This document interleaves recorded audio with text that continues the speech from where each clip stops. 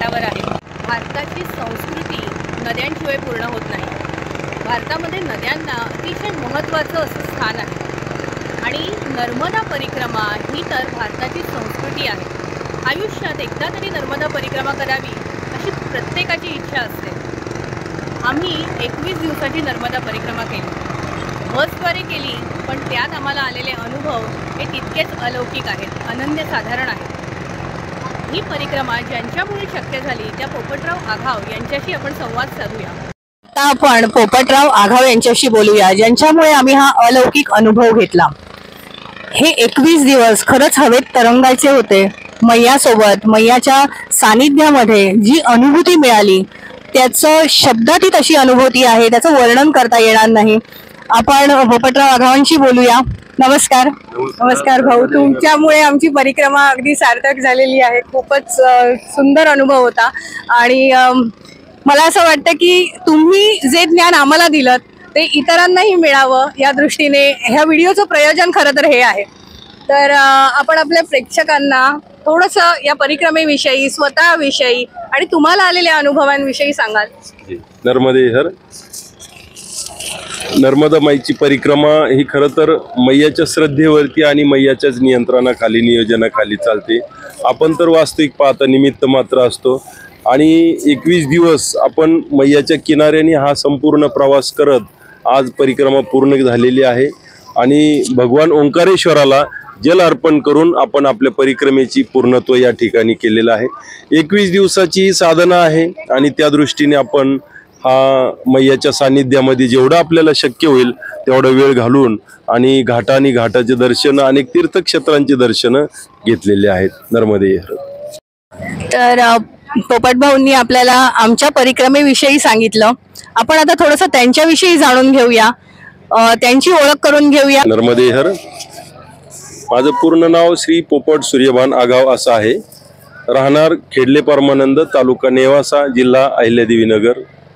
आणि साधारण 2014 मध्ये नर्मदा माईच्या कृपेने माझी नर्मदा परिक्रमा परिपूर्ण झाली आणि माझे सद्गुरू श्री हरिभक्तपरायण राजाराम महाराज यांनी 1982-83 दरम्यान नर्मदा परिक्रमा केली होती आणि सतत घरामध्ये चर्चा चालू असायची नर्मदा परिक्रमेविषयी आणि त्यामुळे ती उत्कंठा लहानपणापासूनच मनामध्ये बिंबल्या गेली की नर्मदा परिक्रमा काहीतरी अद्भुत आहे। परंतु त्यावेळेस असा विचार आला नसेल, पण 2014ला मात्र आणि ती इच्छा जी आहे माझी ती मैयाच्या कृपेने पूर्ण झाली आणि त्यानंतर मग परिक्रमा पायी झाल्यानंतर आता काय करायचं, तर मग बऱ्याचशा भाविकांचं म्हणणं होतं, आमचे पंडितजी आणि त्यांच्या आईवडिलांना पण परिक्रमा करण्याची इच्छा होती, माझ्या आईवडिलांना पण परिक्रमा करण्याची इच्छा होती। मग आम्ही बसने हा उपक्रम सुरू केला आणि त्याच्यामध्ये मग अनेक लोक दरवर्षी जोडत गेले आणि आता परिपूर्णतेने आम्ही दरवर्षी एक परिक्रमा नियमाने करतो आणि एकच करायची असल्यामुळे ती 21 दिवस करतो। मग 21 दिवसामध्ये मग अनेक तीर्थक्षेत्र जे आहेत ते त्याच्यामध्ये कव्हर होतात आणि आपल्याला त्याचा चांगल्यापैकी फायदा मिळतो। सौभाग्य आम्हाला ही संधी मिळाली तुमच्या बरोबर ही परिक्रमा करण्याची आणि मैयाच्या सानिध्यात राहण्याची। खूप वेगळा अनुभव होता, वेगवेगळे आश्रम होते आणि खरं तर वाहनाद्वारे परिक्रमा ही खूप हास्यास्पद केली जाते हल्ली। तर मला जेव्हा वाहनाद्वारे परिक्रमेला जायचंय असं मनामध्ये आलं, म्हणजे आपल्याला आता वाहनाने परिक्रमा करायची आहे, तर थोडे वेगवेगळे विचार होते की नेमकं कसं असेल।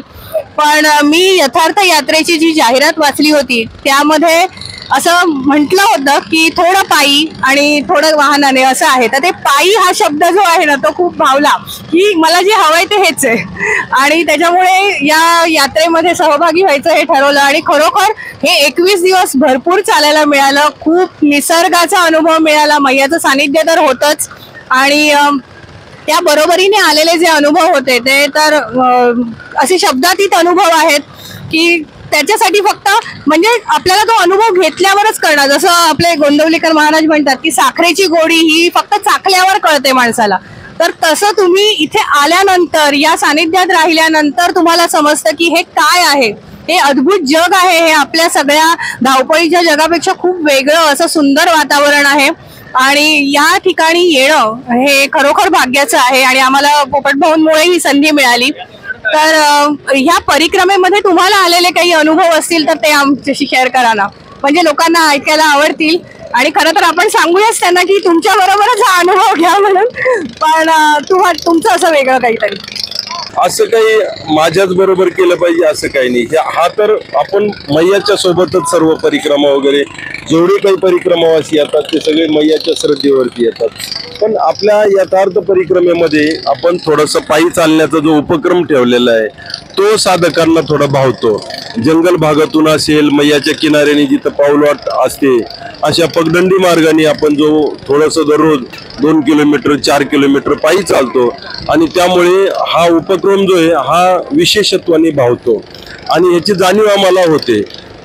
या सगळ्या वाहन परिक्रमेमध्ये आमच्या सोबत वेगवेगळ्या वयाचे लोक होते आणि खरोखर काही जणांना पायी कधी करणं हे शक्य होणार नाही अशा वयोगटातली सुद्धा ज्येष्ठ नागरिक होते इथे.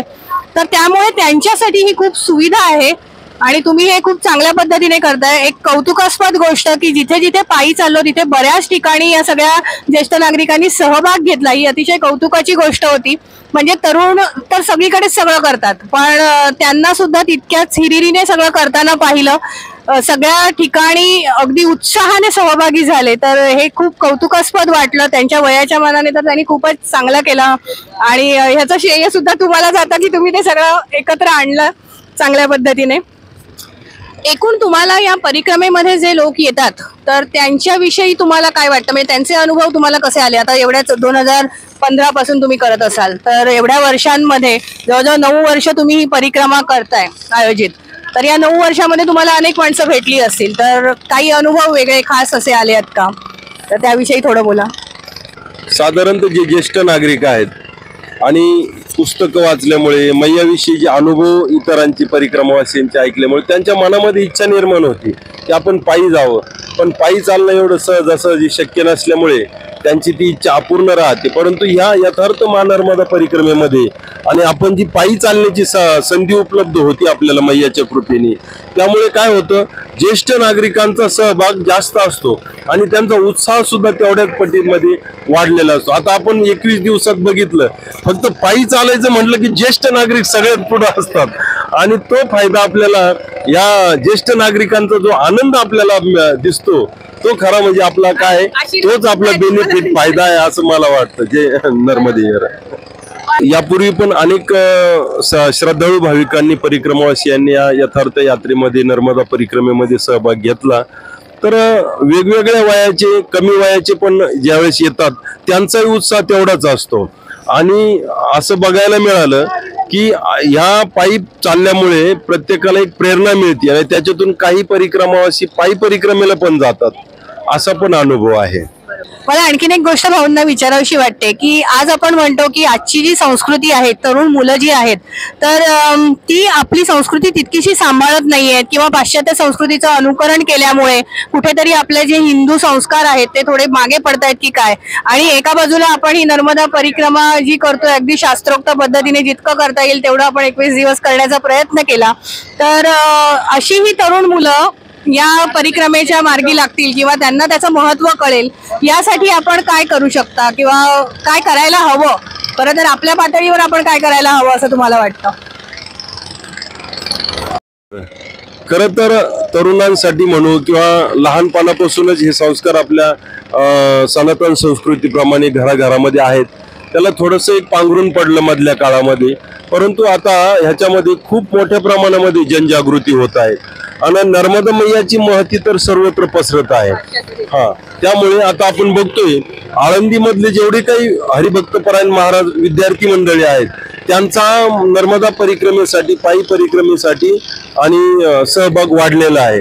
त्या माध्यमातून तरुणांपर्यंत हे ज्ञान जरूर पोहोचत आहे असं मला वाटतं. आता मध्यंतरी मी बघितलं अनेक तरुण मुलं जे आहेत परिक्रमेमध्ये सहभाग त्यांनी घेतला होता. आता परिक्रमा करत असताना आपल्याला बरीच तरुण मुलं दिसली.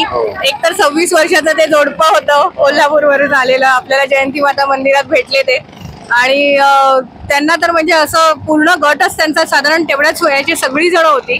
तर तो एक सुंदर अनुभव होता त्यांचा की एवढ्या तरुण वयात ते हे सगळं करतायत. ही संस्कृती जपली जाते हे मुळात महत्वाचं आहे. आणि याच्यासाठी अशा प्रकारच्या काही आणखीन गोष्टी करणारे माणसं किंवा काय तुम्हाला म्हणजे त्यांच्याविषयी काय वाटतं, कोण असं काही आहे का? अनेक संत महंतांनी नर्मदा खंडातील त्यांनी तरुणांपर्यंत हे ज्ञान जावं ह्याच्यासाठी आणि प्रयत्न करत आहेत आणि कष्ट घेत आहेत.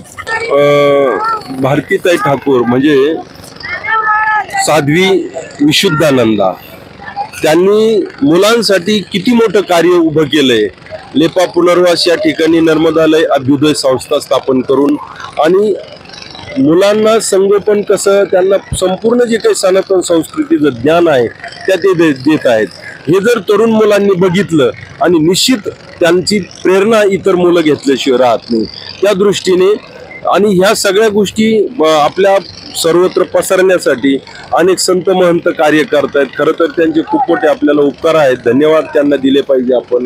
त्याचप्रमाणे आपल्यासारखे जे यूट्यूबच्या माध्यमातून हे ज्ञान इतरांपर्यंत पोहोचवतात, ही माहिती इतरांपर्यंत जाती, हे पण फार महत्वाची गोष्ट आहे यामध्ये. आणि हे असं मला वाटतंय नर्मदे.